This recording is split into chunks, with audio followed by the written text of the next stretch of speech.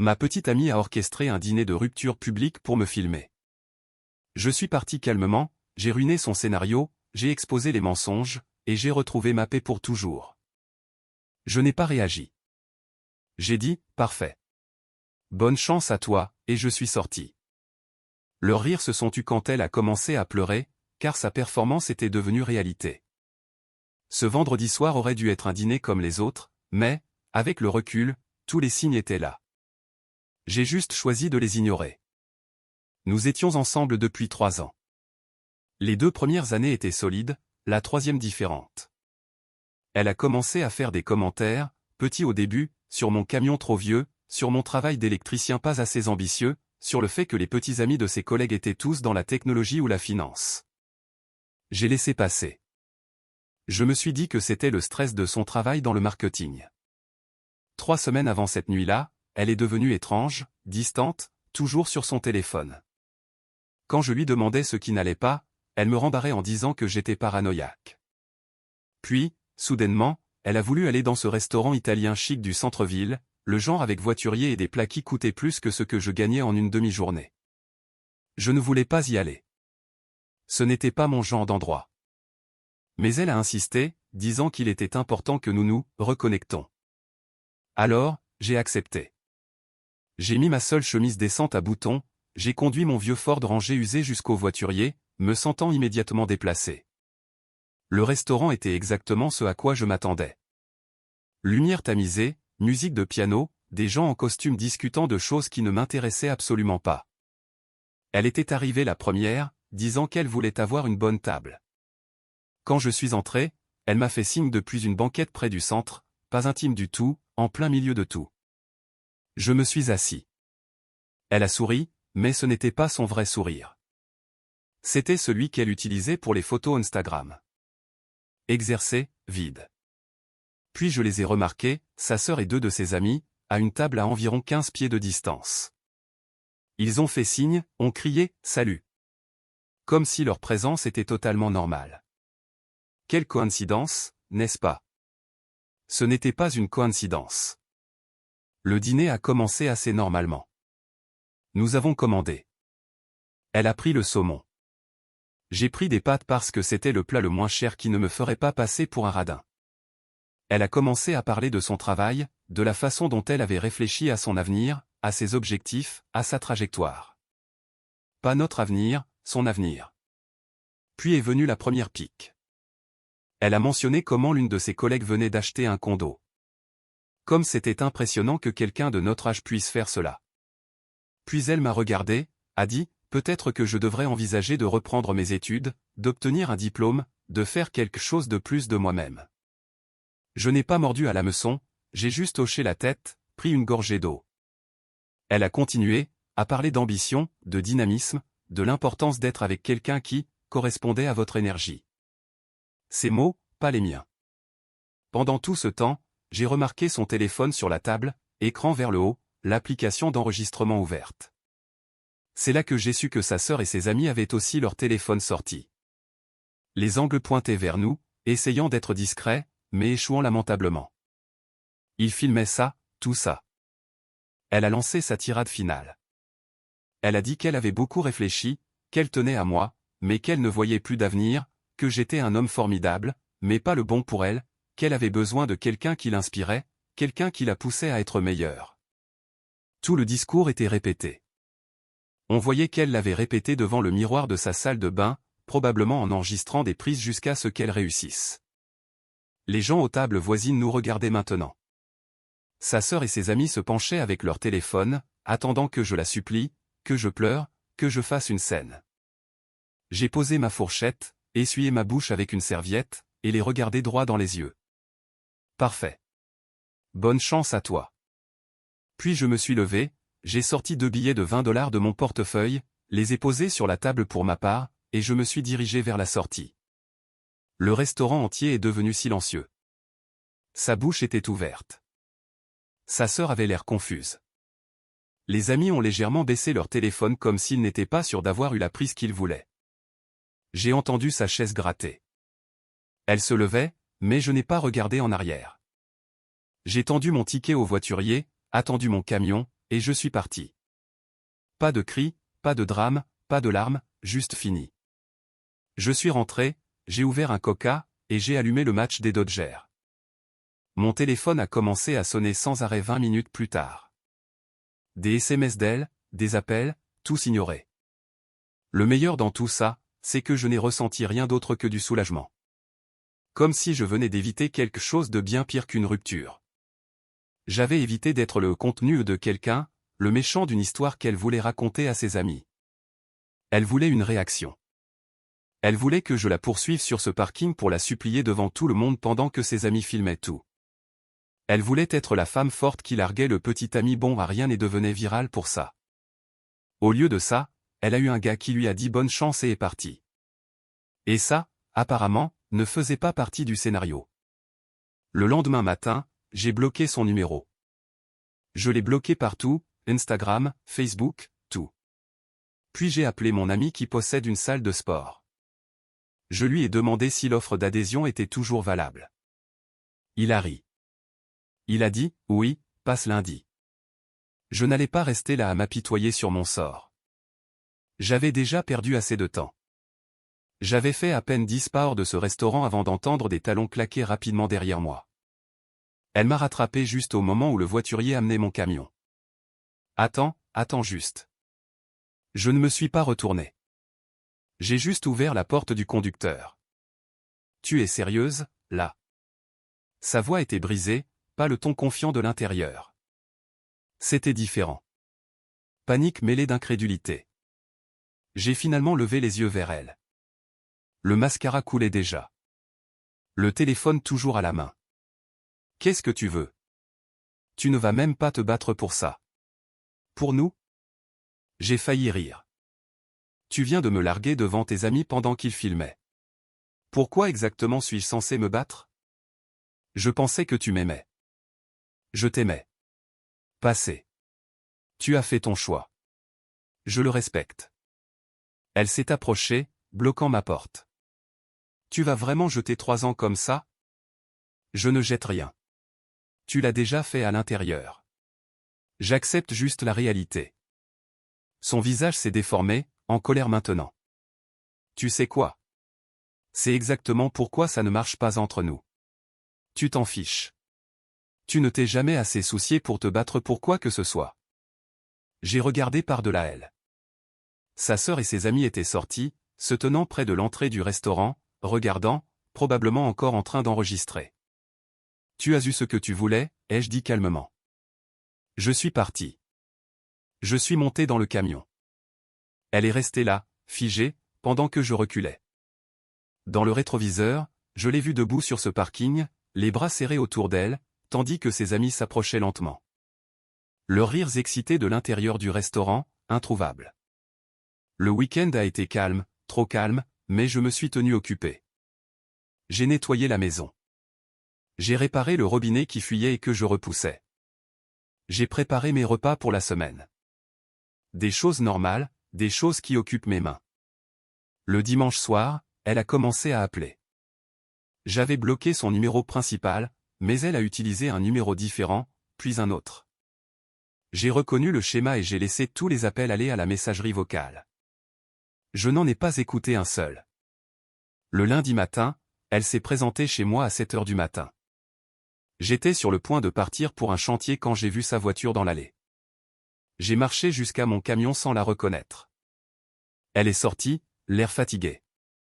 Pas de maquillage, un jogging, les cheveux en chignon désordonnés. Nous devons parler. Non, nous n'avons pas à parler. J'ai déverrouillé mon camion. S'il te plaît, j'ai fait une erreur. Je me suis retourné pour lui faire face. Tu n'as pas fait une erreur. Tu as planifié toute cette chose. Combien de temps? 2 semaines? 3. Elle a baissé les yeux.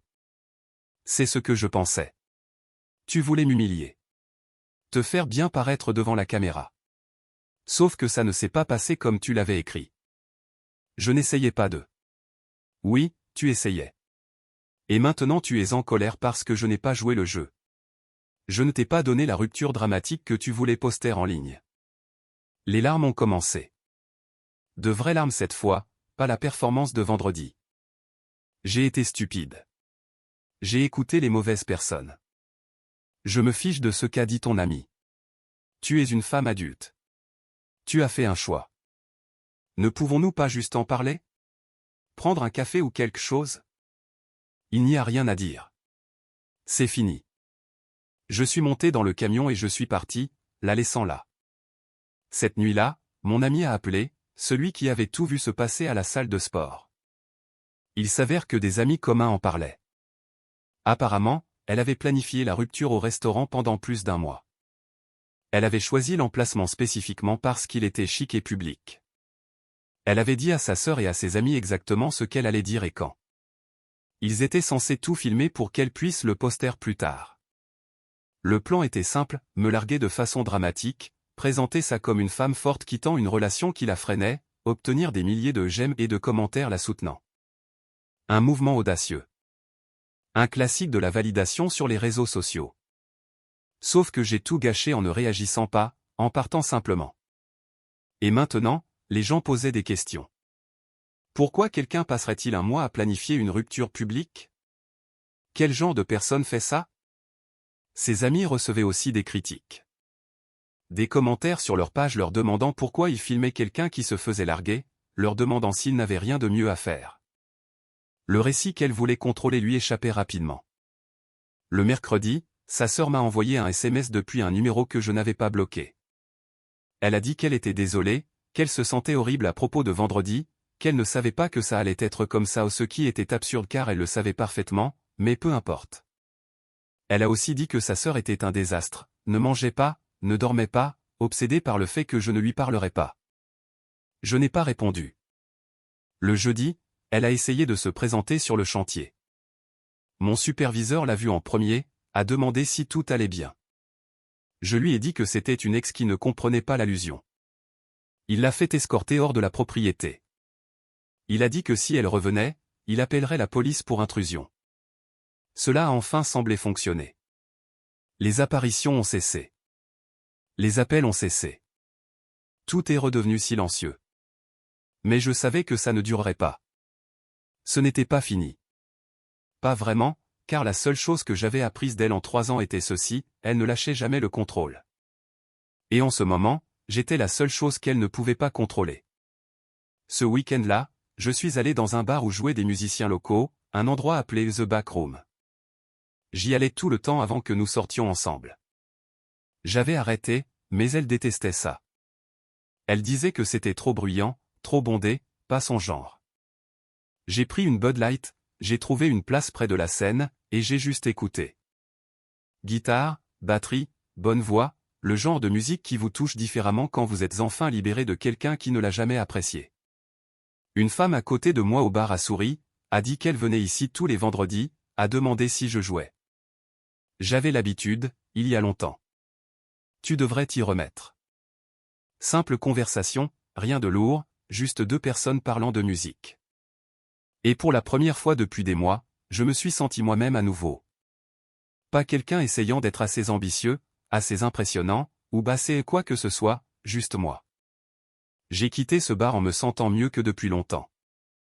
Je n'ai pas pris son numéro. Je n'ai pas essayé. J'ai juste profité d'un vendredi soir normal, sans le poids des attentes de quelqu'un d'autre qui m'écrasait. Quand je suis rentré, il y avait 3 appels manqués de l'ex. Encore un numéro différent. Je l'ai bloqué, j'ai supprimé les messages vocaux sans les écouter. Elle voulait que sa performance signifie quelque chose, elle voulait qu'elle la valide. Au lieu de cela, cela a juste montré à tout le monde exactement qui elle était, et cela me convenait parfaitement. 2 semaines après ce vendredi soir, j'étais de retour au backroom. C'est devenu mon endroit habituel. Chaque vendredi après le travail, je prenais une bière, j'écoutais qui jouait ce soir-là. Parfois, j'apportais ma vieille guitare acoustique de la maison, j'improvisais avec les habitués pendant la scène ouverte. La femme d'avant était là encore. Nous avons parlé davantage cette fois. Son nom était sur le bout de ma langue, mais honnêtement, les noms n'avaient pas encore d'importance. Nous avons juste parlé de choses réelles. Elle travaillait comme physiothérapeute, avait un chien nommé Rookie, et aimait le rock classique. Pas de jeu, pas de test, juste une conversation. Tu devrais jouer quelque chose ce soir, a-t-elle dit, en hochant la tête vers la scène. Peut-être la semaine prochaine. C'est ce que tu as dit la semaine dernière. J'ai souri. D'accord, la semaine prochaine, c'est sûr. La vie devenait plus simple. Le travail était bon. On m'a assigné à un projet commercial. Cela signifiait des heures régulières et de bonnes heures supplémentaires. J'allais à la salle de sport 4 fois par semaine. J'ai commencé à préparer mes repas de poulet et de riz comme tous les autres gars qui essaient de reprendre leur vie en main. Rien d'extraordinaire, juste de la constance. Mon ex, elle était partout. Et je veux dire partout. Le mardi matin, elle était au Duncan près de chez moi, celui où je m'arrêtais tous les matins pour le café. Elle était assise dans un coin quand je suis entré, faisant semblant d'être surprise de me voir. J'ai commandé mon café, j'ai hoché la tête dans sa direction, et je suis parti. Je ne me suis pas assis. Je n'ai pas interagi. Le jeudi, elle était à l'épicerie, la même que celle où j'allais toujours. Elle s'est retrouvée 2 fois dans la même allée. Elle avait besoin de quelque chose juste à côté de ce que je prenais. J'ai déplacé mon chariot, j'ai pris ce dont j'avais besoin, et j'ai continué à marcher. Le samedi, elle s'est présentée au backroom, assise à 2 tables de distance avec l'une de ses amies. L'amie avait l'air mal à l'aise. Elle n'arrêtait pas de jeter des coups d'œil, attendant que je la remarque. Je l'ai remarqué, je m'en fichais juste. La femme avec qui je parlais l'a aussi remarqué. Mon ex, ai-je dit. Oui, elle semble persistante. Ça lui passera. Mais voilà le problème. Ça ne lui passait pas. Elle intensifiait la situation et je sentais que ça allait arriver. La semaine suivante, j'ai finalement joué au backroom. Rien de fou, juste une vieille chanson des Eagles que j'avais pratiquée.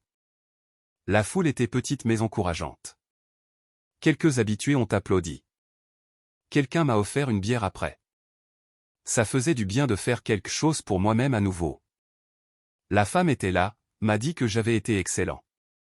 Nous avons parlé plus longtemps ce soir-là. Elle m'a demandé si je voulais aller manger quelque chose un de ces jours, pas dans un endroit cher du centre-ville, juste des hamburgers et des frites dans un endroit local. J'ai dit oui. Nous nous sommes rencontrés ce mercredi-là dans un endroit appelé Ray's Diner, les meilleurs cheeseburgers du comté. Nous avons parlé pendant 2 heures de tout et de rien. Elle m'a raconté sa dernière relation, comment le gars ne supportait pas qu'elle gagne plus d'argent que lui, comment il devenait étrange à ce sujet, faisait de petits commentaires jusqu'à ce qu'elle y mette fin. Ça me dit quelque chose, ai-je dit. Les gens sont jaloux, a-t-elle dit. Ils s'en prennent à la mauvaise personne. Nous avons quitté le restaurant vers 9 heures. Je l'ai raccompagné à sa voiture. Pas de moment forcé, pas de pause maladroite, devons-nous nous embrasser, juste une conversation sincère et des projets pour recommencer. Je suis rentré chez moi, me sentant plus léger que je ne l'avais été depuis des années. Puis le vendredi est arrivé. J'étais de nouveau au backroom. Elle m'a rejoint là-bas. Nous avons pris notre place habituelle près du bar, avons commandé des boissons, et nous nous sommes installés pour la nuit. C'est à ce moment-là que l'ex est entrée, mais cette fois, elle n'était pas seule. Elle avait amené sa sœur, et elle est venue directement là où nous étions assis. Salut. Sa voix était tremblante, une énergie nerveuse émanait d'elle. Salut, ai-je dit platement. Elle a regardé la femme à côté de moi, puis de nouveau moi. Pouvons-nous parler juste 1 minute?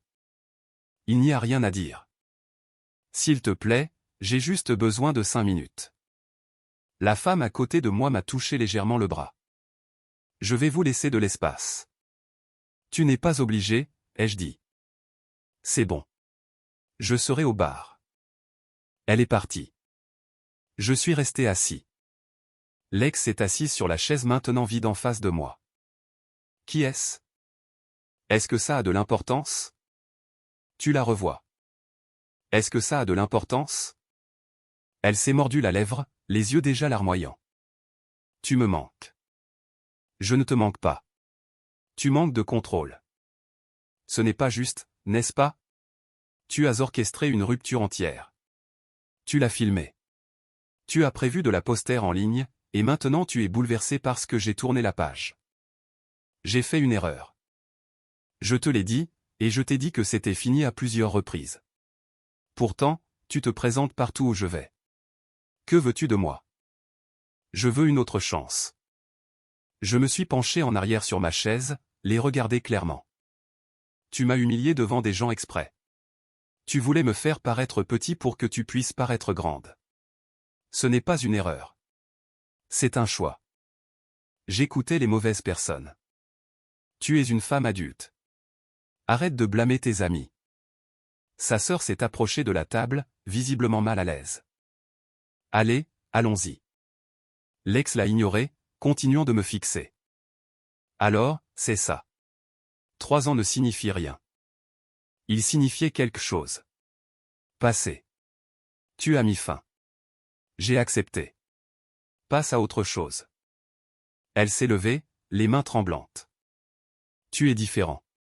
Tu n'es pas la même personne. Tu as raison. Je ne le suis pas.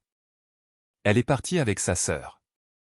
La femme est revenue quelques minutes plus tard avec des boissons fraîches. Ça va? Oui, ça va. Et ça allait, parce que la vérité était simple. Je ne ressentais plus rien pour Lex. Ni colère, ni tristesse, pas même de satisfaction, juste de l'indifférence. La semaine suivante, sa sœur m'a recontacté. Cette fois, elle s'est réellement excusée. Elle a dit qu'elle se sentait horrible à propos de cette nuit au restaurant, qu'elle avait essayé de dissuader sa sœur, mais qu'elle avait été ignorée. Elle a admis que sa sœur était obsédée, vérifiant constamment mes réseaux sociaux, même si je l'avais bloquée, interrogeant des amis communs à mon sujet, passant devant ma maison en voiture. Elle ne va pas bien, a dit la sœur par SMS. Je pense qu'elle a besoin d'aide. D'une vraie aide. Je n'ai pas répondu. Ce n'était plus mon problème. Ce vendredi-là, j'ai joué 2 chansons au backroom. La femme était là, a applaudi plus fort que n'importe qui. Après, nous avons de nouveau mangé chez Reyes, puis nous avons marché dans le centre-ville pendant 1 heure, juste à discuter. Pas de drame, pas de manipulation, pas de test, juste 2 personnes appréciant la compagnie l'une de l'autre. Quand je suis rentré ce soir-là, j'ai réalisé que je n'avais pas pensé à Alex une seule fois de la soirée. Ni pendant le dîner, ni pendant la promenade, pas même quand j'ai vu un couple qui nous ressemblait vaguement de dos. Elle s'estompait, devenait un bruit de fond. Et cela semblait être la plus grande victoire de toutes. 3 semaines après avoir commencé à voir la nouvelle femme régulièrement. Les choses allaient bien. Pas de pression, pas d'attente, juste 2 personnes qui aimaient passer du temps ensemble. Elle venait au backroom tous les vendredis, je la rencontrais pour déjeuner les mercredis quand son emploi du temps le permettait. Simple, sain. Puis Lex a décidé que le simple ne lui conviendrait pas. C'était un vendredi soir. J'étais sur scène, faisant mon set habituel, 3 chansons, rien d'extraordinaire, juste moi et ma guitare acoustique. La femme était à notre table habituelle, souriant, enregistrant un court clip sur son téléphone pour que je le voie plus tard. À mi-chemin de la 2e chanson, la porte s'est ouverte. Lex est entré, non pas habillé pour traîner, mais habillé pour faire une déclaration. Talons, robe moulante, maquillage complet, sa sœur derrière, l'air de vouloir être n'importe où ailleurs. Je l'ai vu immédiatement, mais j'ai continué à jouer.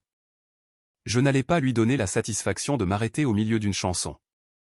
Elle a marché droit vers l'avant, s'est tenue juste devant la petite scène, les bras croisés, me fixant avec ce regard moitié désespoir, moitié rage.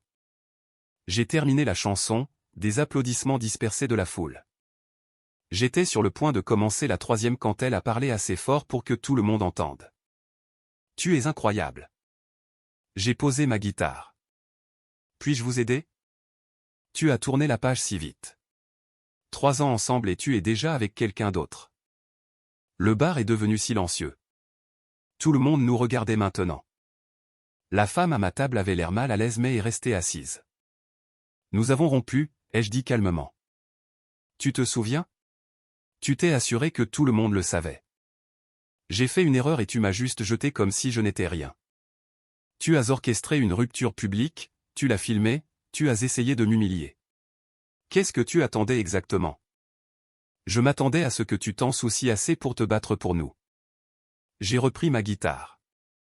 J'en ai fini avec cette conversation.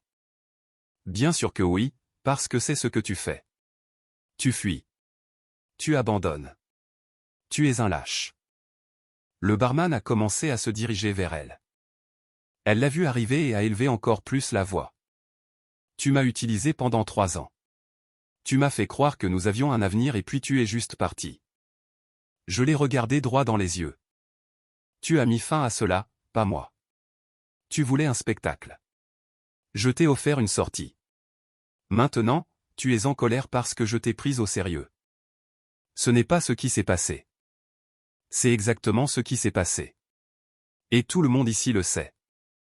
Le barman l'a atteinte. Madame, vous devez partir. Je n'ai pas fini de parler.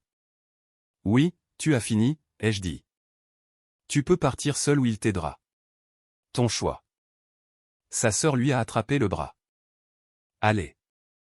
Lex l'a repoussée mais a commencé à marcher vers la porte.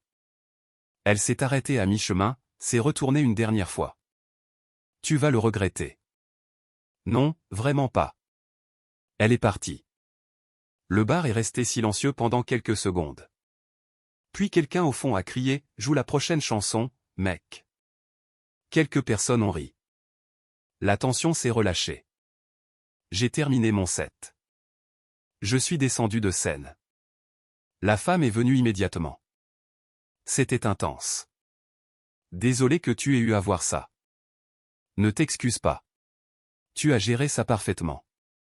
Nous sommes restés 1 heure de plus, avons pris quelques verres. Nous avons parlé de littéralement tout sauf ce qui venait de se passer. Quand nous sommes partis, je l'ai raccompagné à sa voiture comme d'habitude. Est-ce que ça te dérange, ai-je demandé. Le drame.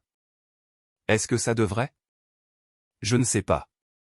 Certaines personnes ne voudraient pas s'en occuper. Elle a souri. Ce n'est pas toi qui as créé le drame. C'est elle. Grande différence. Cela m'a fait me sentir mieux que ça n'aurait dû probablement. Le week-end a été calme. Trop calme. Le lundi matin, j'ai reçu un SMS d'un vieil ami, quelqu'un dont je n'avais pas eu de nouvelles depuis des mois.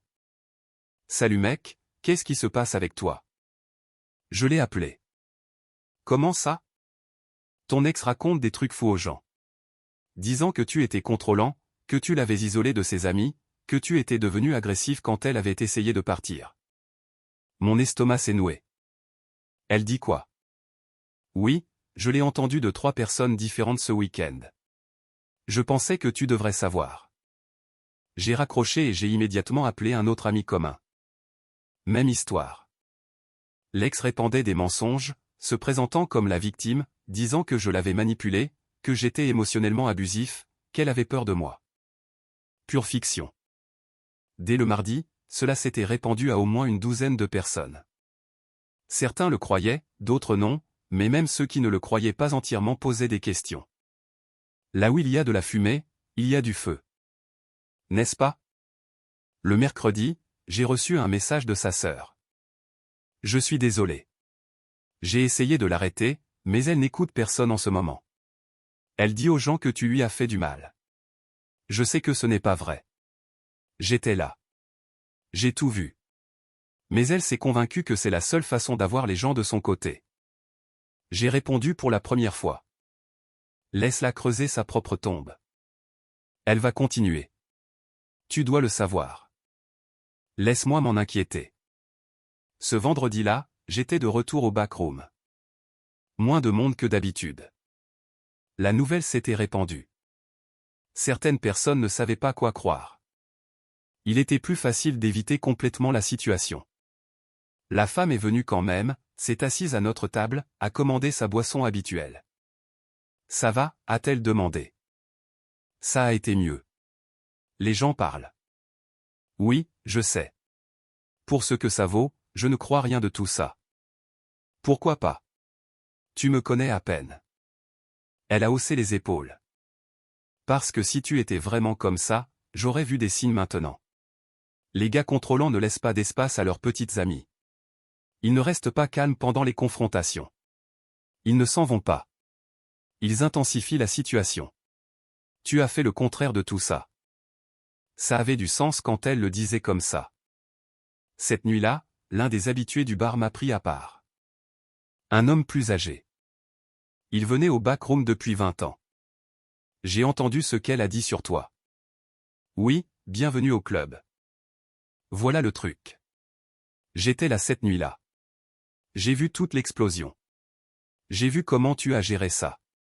Ce n'était pas le comportement de quelqu'un d'abusif ou de contrôlant. C'était quelqu'un qui en avait assez des bêtises. J'apprécie ça. Plus que ça, les gens se souviennent de l'histoire du restaurant. Nous avons tous vu la vidéo avant qu'elle ne la supprime. Elle a rompu avec toi, l'a filmée, ses amis l'ont postée. Puis, quand tu n'as pas réagi comme elle le voulait, soudain, tu es le méchant. Ça ne colle pas. Il avait raison. Et lentement, d'autres personnes commençaient à le réaliser aussi. À la fin de la semaine, la situation changeait. Les gens ont commencé à demander des preuves à Lex, des captures d'écran, n'importe quoi. Elle n'avait rien parce qu'il n'y avait rien.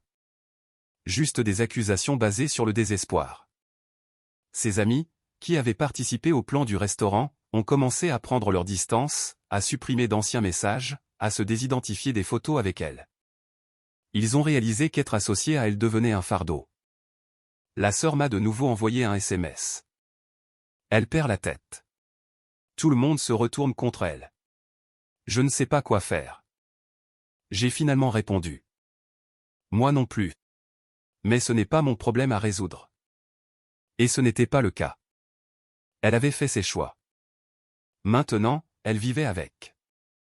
Les mensonges se sont effondrés plus vite qu'elle ne pouvait les reconstruire. Il s'avère que lorsque vous accusez quelqu'un d'abus sans preuve, les gens commencent à douter de votre crédibilité. Surtout quand il y a des preuves vidéo de vous orchestrant une humiliation publique. Quelqu'un avait sauvegardé la vidéo originale du restaurant avant qu'elle ne la supprime. Ils l'ont postée sur un forum local avec la légende, c'est la même femme qui prétend maintenant être la victime. Expliquez-moi. Les commentaires étaient brutaux. Des gens la traitant de manipulatrice, de menteuse. Certains ont même reconnu ses amis de la vidéo et ont commencé à commenter leur page, leur demandant pourquoi ils avaient participé, pourquoi ils avaient enregistré ça, pourquoi ils pensaient que tout cela était acceptable. Ses amis sont passés en mode privé, ont arrêté de poster. L'une d'entre elles a même fait des excuses publiques, disant qu'elle regrettait son implication et qu'elle n'avait pas réalisé à quel point c'était grave à l'époque. Un classique du contrôle des dégâts. Lex a essayé de redoubler d'efforts, a fait un long post expliquant que les gens ne comprenaient pas toute l'histoire, que ce qui s'était passé au restaurant était sa façon de se défendre enfin, que je l'avais subtilement contrôlé pendant des années et qu'elle avait juste craqué. Personne ne l'a cru. Le post a obtenu peut-être 12 j'aime, principalement de personnes qui ne nous connaissaient ni l'un ni l'autre. Les commentaires ont été désactivés en 1 heure. Sa sœur m'a appelé, pas un SMS, vraiment un appel. Elle s'effondre, a-t-elle dit. Elle n'est pas sortie de chez elle depuis 4 jours. Elle ne répond aux appels de personne sauf moi. Je m'inquiète pour elle. Je suis désolé qu'elle traverse ça, mais ce n'est pas ma responsabilité. Je sais. Je sais que non. Mais je voulais juste que tu saches pourquoi. Que veux-tu que je fasse? Silence à l'autre bout, puis rien. Je suppose que j'avais juste besoin d'en parler à quelqu'un. Nous avons raccroché. Je me suis senti mal pour la sœur. Elle était coincée à nettoyer un gâchis qu'elle n'avait pas créé. Mais ce n'était pas mon problème non plus. Cette semaine-là, la femme et moi sommes allés dans un autre bar, un endroit de l'autre côté de la ville. Plus calme, moins d'histoire. Nous avons pris une banquette, commandé des ailes de poulet et de la bière. Nous avons juste profité de la soirée. Comment tu tiens le coup, a-t-elle demandé. Mieux, le drame se calme. Bien. Tu le mérites. Nous avons parlé de choses normales. Son travail, mon prochain projet au travail, les plans pour le week-end. Aucune mention de l'ex, aucune mention du chaos du mois passé, juste 2 personnes existant sans bagage. J'ai alors réalisé que je l'aimais bien. Pas de la manière désespérée que j'avais ressentie avec l'ex vers la fin. Pas en essayant de prouver quelque chose ou de répondre à des attentes, juste une affection sincère et facile. Puis-je te demander quelque chose, a-t-elle dit. Vas-y. Pourquoi n'as-tu pas riposté quand elle répandait tous ces mensonges? Tu aurais pu te défendre publiquement, faire ton propre post, rétablir la vérité. J'y ai pensé, parce que me défendre lui aurait donné exactement ce qu'elle voulait. De l'attention, de l'engagement, la preuve qu'elle comptait toujours pour moi. La meilleure réponse était l'absence de réponse. Elle a hoché la tête lentement. Intelligent. J'ai appris ça à la dure. 2 semaines plus tard, j'ai croisé un de nos anciens amis communs dans une station-service. Nous avions été de bons amis avant la rupture. Il était resté silencieux après tout ce qui s'était passé. « Salut mec », a-t-il dit, s'approchant pendant que je faisais le plein de mon camion. « Salut, écoute. Je te dois des excuses. J'ai entendu ce qu'elle disait et je ne savais pas quoi croire au début, mais ensuite les gens ont commencé à sortir les preuves, à montrer les vidéos, à montrer la chronologie. J'aurais dû te faire confiance dès le début. C'est bon. Non, ça ne l'est pas. Mais j'apprécie que tu le dises. Pour ce que ça vaut, la plupart des gens connaissent la vérité maintenant. Elle a brûlé beaucoup de ponts en essayant de te faire passer pour le méchant. Comment va-t-elle ? Il a haussé les épaules. Pas très bien, d'après ce que j'entends. Elle a perdu la plupart de son groupe d'amis. Les gens ne veulent pas être avec quelqu'un qui ment comme ça. Son travail va bien, je pense, mais socialement, elle est assez isolée. Une partie de moi se sentait mal. L'autre partie se souvenait d'être debout dans ce restaurant pendant qu'elle jouait la comédie pour les caméras. C'est dur, ai-je dit d'un ton neutre. Oui. Quoi qu'il en soit, je voulais juste m'excuser de t'avoir douté. Tu es un bon gars. Nous nous sommes serrés la main. Il est parti. J'ai fini de faire le plein et je suis rentré chez moi. Ce vendredi-là, au backroom, la foule était revenue à sa taille normale. Les gens avaient tourné la page. Le drame était une vieille nouvelle. J'ai joué mon set sans interruption. La femme a applaudi depuis notre table. La vie semblait stable à nouveau. Puis le dimanche soir est arrivé. J'étais à la maison, regardant le football. Les Rams contre les Cardinals, un match serré, 4e quart-temps. Ma sonnette a retenti. J'ai regardé par le Judas. Lex se tenait sur mon porche, seul, l'air de ne pas avoir dormi depuis des jours.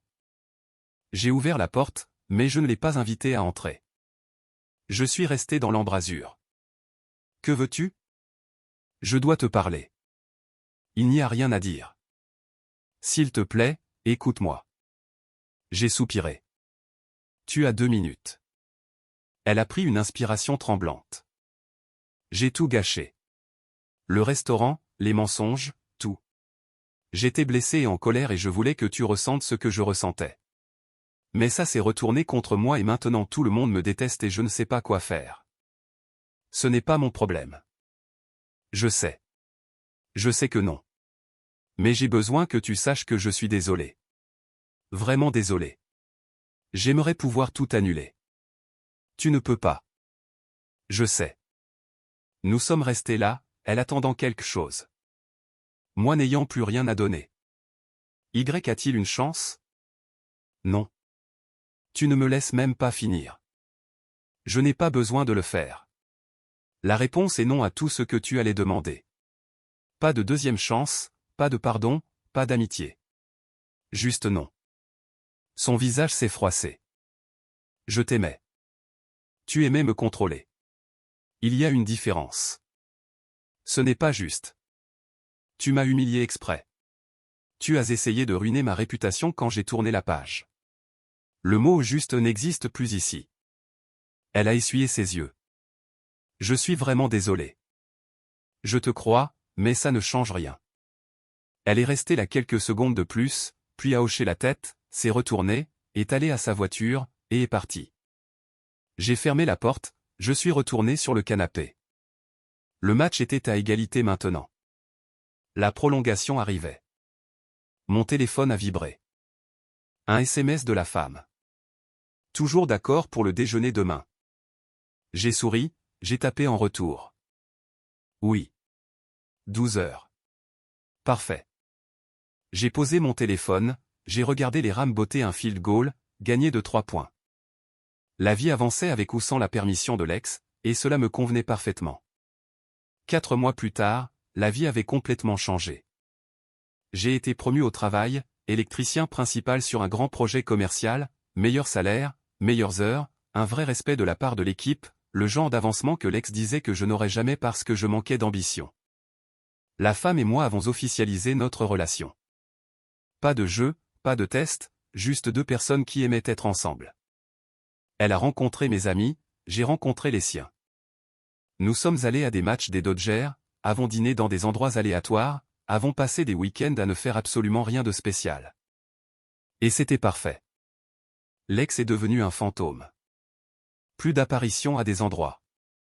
Plus de SMS de numéros inconnus. Plus de sœurs qui me contactaient avec des nouvelles. Juste le silence. Comme ça aurait dû l'être depuis le début. Un samedi, je l'ai vu. Pure coïncidence. J'étais à une fête de rue dans le centre-ville avec la femme.